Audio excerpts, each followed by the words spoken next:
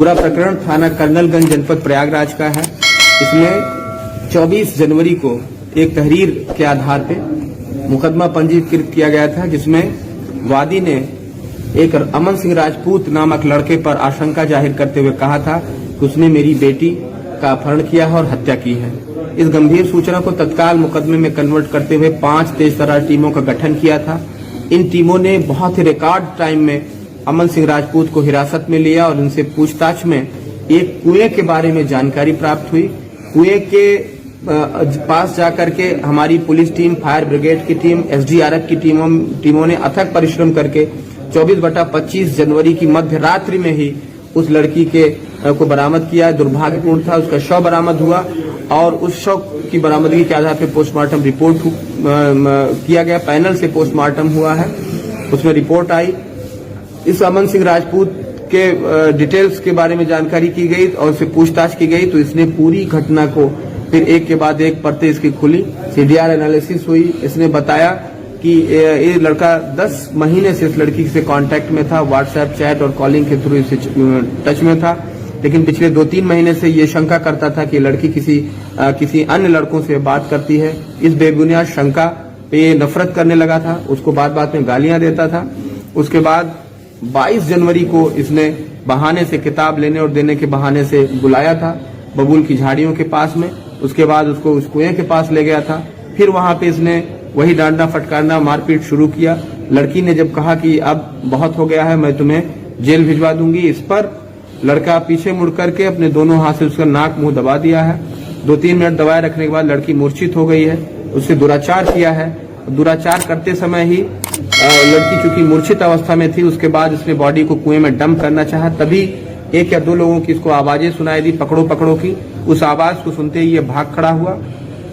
वहां से जाकर के इसने अपने 2 साथियों, दीपक यादव जो कि आजमगढ़ का ही रहने वाला है और निखिल कनौजिया जो मऊ जिले का रहने वाला है, उन दोनों को बुला करके बॉडी को डिस्पोज करने की नीयत से कुएं के पास गया है। बॉडी ऑलरेडी वहां पे नहीं थी, वो कुएं के अंदर थी। वहां पे एक स्कूल बैग पड़ा था लड़की का, उसको उठा करके उन्होंने कुएं के अंदर फेंक दिया है। इस तरह से साक्ष्यों को छुपाया है, किसी को और पुलिस को सूचना नहीं दी है। इस तरह के गंभीर अपराध में जो मुख्य अभियुक्त है अमन सिंह राजपूत, वो दफा 364, 302, 201, 376 आईपीसी के तहत उसको माननीय न्यायालय के समक्ष भेजा जा रहा है। जबकि इसके साथियों की चूंकि उन्होंने सूचना छिपाई है और साक्ष्य को छुपाने में, नष्ट करने में इसका अपराधी का मदद किया है, इसलिए दफा 201 आईपीसी के तहत इन दोनों अभियुक्तों दीपक यादव और निखिल कनौजिया को भी माननीय न्यायालय के समक्ष भेजा गया है। अभी इसमें डीएनए मिलान की कार्रवाई प्रचलित रहेगी, क्योंकि अमन सिंह राजपूत के बयानों के आधार पर इसने दुराचार किया है और 1 या 2 लोग की आवाजें और इसने वहां पे सुनी आते हुए, इसलिए उसको क्लियर करने के लिए डीएनए मिलान की कार्रवाई अभी जारी रहेगी, ताकि हम लोग बता सकें कि इसमें 1 या 2 या 3 कितने लोगों का हाथ है। वो सारी चीजें साइंटिफिक एविडेंस के माध्यम से निकल के सामने आ जाएंगी।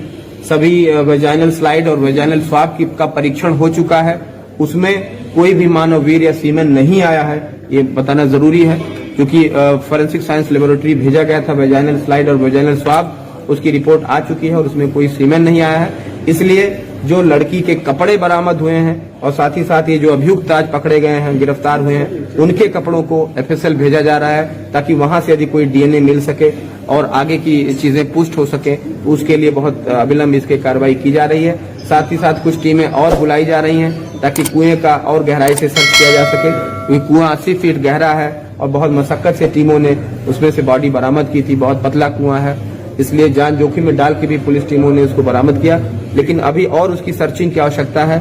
प्रोफेशनल टीमें बुलाई जा रही हैं ताकि कुएं का बहुत गहराई से पड़ताल कराया जा सके और कुछ सबूत हासिल किए जा सके। अब पुलिस का लक्ष्य यही है कि वैज्ञानिक साक्ष्य हासिल करके, इसको कलेक्ट करके और सजा दिलाने के काम इनको करना है। ये बहुत ही जघन्य और गंभीर अपराध है। पुलिस ने प्रथम स्टेज में सफलता हासिल की है। इन 3 कुख्यात अभियुक्तों को जेल भेजने का काम किया जा रहा है। अब वैज्ञानिक साक्ष्य संकलित करके इनको यथाशीघ्र सजा दिलवाने का काम भी पुलिस बहुत जल्द करेगी। क्या ब्लाइंड मर्डर है या फिर क्राइम ऑफ पैशन का मामला है, किस तरीके से है?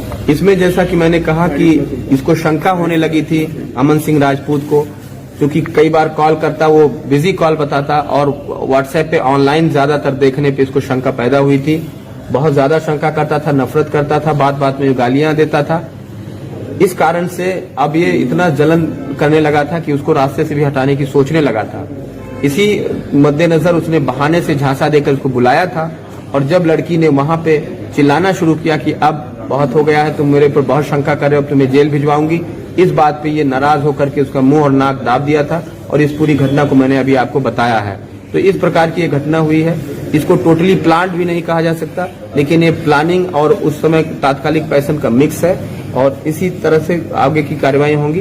पुलिस के सामने अब एक दो चीजें जो विवेचना भी की जानी है कि अगर वो एक दो लोग, ये क्या दो लोग कोई आए थे तो वो कौन है और उन्होंने क्या हरकत की, उसकी पड़ताल अभी बाकी है। फिलहाल जिनके बारे में ठोस सबूत मिल गए, सीडीआर के लोकेशंस के आधार पे जो भी ठोस सबूत मिला अभी तक, उसके आधार पे इनको माननीय न्यायालय के समक्ष भेजा जा रहा है। पुलिस निष्पक्षता से, समयबद्धता से एवं पूरी गुणवत्ता से विवेचना करेगी ताकि दोषियों को इसमें सजा मिल सके। पुलिस किसी भी दोषी को कतई बख्शेगी नहीं।